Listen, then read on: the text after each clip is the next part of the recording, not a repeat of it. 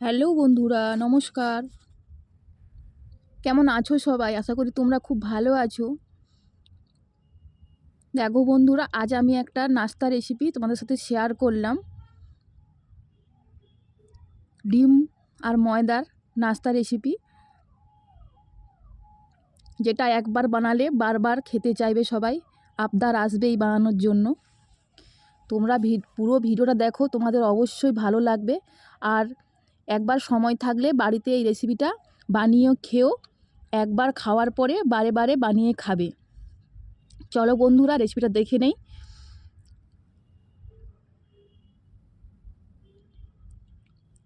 প্রথমে আমি দুটোর মতন পেঁয়াজ নিয়ে নিয়েছি।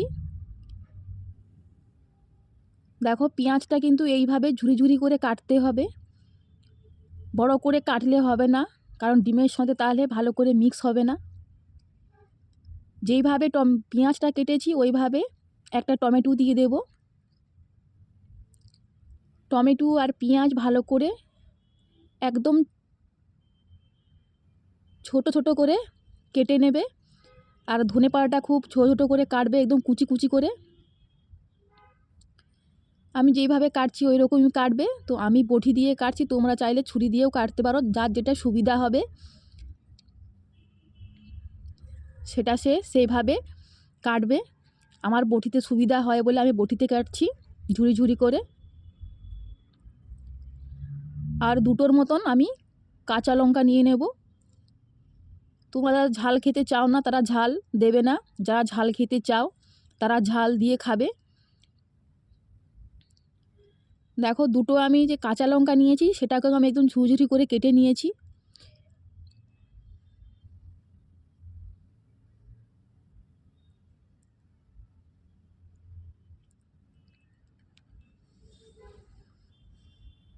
দেখো কত সুন্দরভাবে কাটা হয়ে গেছে, ঝুরি ঝুরি করে একদম। পেঁয়াজ, টমেটো, ধনেপাতা আর কাঁচা লঙ্কা কাটা শেষ। এবারে আমি ডিমটা মাখিয়ে নেব। ডিমটা মাখানোর জন্য আমি এখানে দুটো ডিম নিয়েছি। প্রথমে দুটো ডিম আমি বাটির মধ্যে ফাটিয়ে নেব। এরপর একে একে ওর মধ্যে দিয়ে দেব পরিমাণ মতন নুন,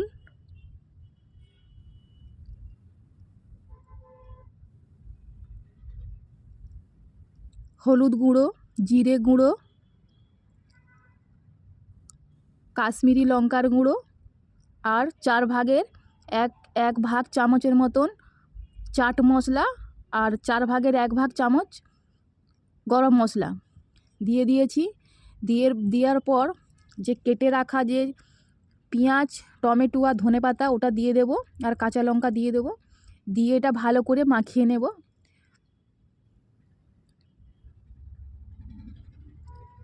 দেখো ফেটানো হয়ে গেছে, খুব ভালো করে ফেটিয়ে নেবে যাতে সব ডিমগুলো ভালো করে মেখে যায়। এরপর এবারে ব্যাটারের জন্য আমি এখানে নিয়েছি 1 কাপের মতন ময়দা, আর 2 চামচের মতন দু চামচ বা 2.5 চামচের মতন চালের গুঁড়ো নিয়েছি। এখানে চালের গুঁড়োটা দিতেই হবে, কারণ চালের গুঁড়োটা দিলে মুচমুচে বা ক্রিপসি ক্রিপসি ভাবটা বেশি থাকবে।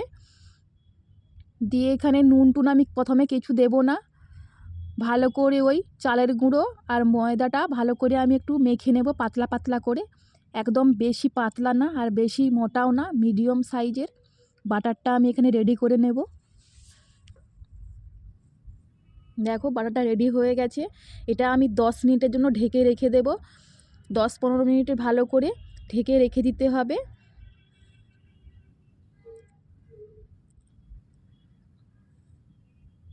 ওটা ঢাকা দিয়ে রেখে দিয়ে ওই পাশে আমি ডিমটা ভেজে নেব। ডিমটা অমলেটের মতন করে ভাজতে হবে। প্রথমে তেলটা দিয়ে তাওয়াতে করেছি। তাওয়াতে ভালো করে এইভাবে তেলটা প্রথমে ছড়িয়ে নিতে হবে। দেওয়ার পরে যে ডিমটা যে মাখিয়ে রেখে দিয়েছিলাম ওটা ভালো করে আমি দিয়ে দেব। দিয়ে একটু খুন্তি দিয়ে ভালো করে 4 সাইডে বেছিয়ে নেব।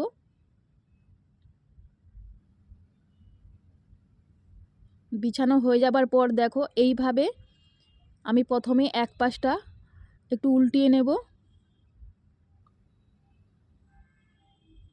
আর এক পাশটাও এইভাবে উল্টিয়ে নেব। দিয়ে দু পাশটা উল্টিয়ে নেওয়ার পর একটু উপর থেকে একটু তেল ছড়িয়ে দেবে, আরও সাইড থেকে তেল দিয়ে ভালো করে আর এক পাশ এইভাবে খুন্তি দিয়ে খুব সাবধানে উল্টিয়ে নেবে, যাতে ছিঁড়ে চলে না যায়। সেদিকে একটু সাবধান করে একটু নিয়ে নেবে। আর দিয়ে দেখো আবার এই তেল দিয়ে দিচ্ছি, সাদা তেল। নেওয়ার পর এবারে খুন্তি দিয়ে আমি পিস পিস করে এই ডিমটাকে কেটে নেব। দেখো খুন্তির সাহায্যে এইভাবে একটু ডিমটাকে এই আকারে কেটে নেবে।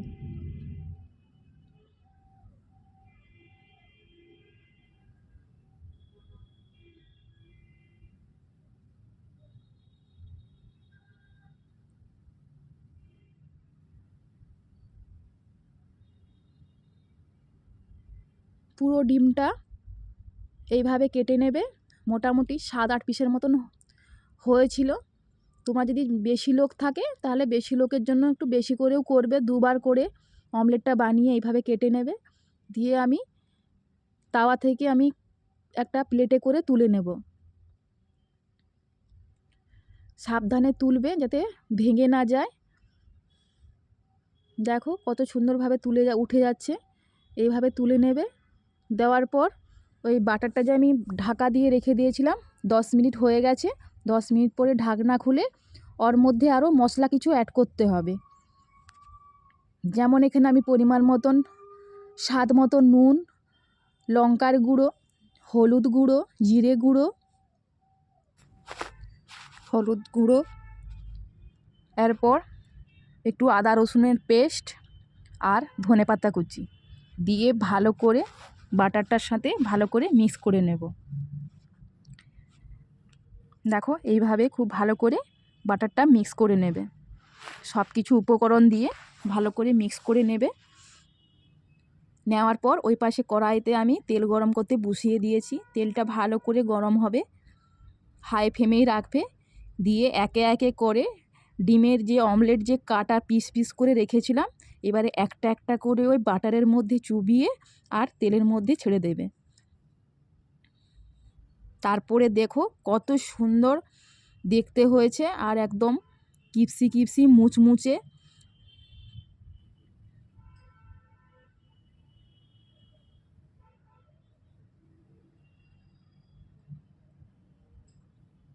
দেখো কতটা দেখতে সুন্দর লাগছে। অবশ্যই দেখতে যদি এতটা সুন্দর লাগে তাহলে খেতে অবশ্যই সুন্দরই লাগবে। দারুণ খেতে হয়েছিল, দারুণ টেস্টি হয়েছিল। ভালো করে একটু লাল লাল করে ভেজে নেবে।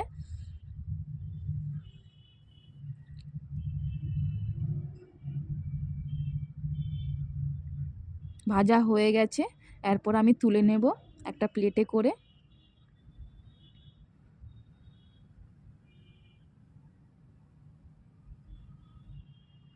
দিয়ে বাকি যে 4টে দিয়েছিলাম আর বাকি 4টা হয়েছিল, বাকি যে আর 4টে ছিল ওই 4টেও আমি ভেজে নেব। ঠিক সেম একই যেরকমই আগেরগুলো ভেজেছি সেইভাবে আর 4টে ভেজে নেব এইভাবে।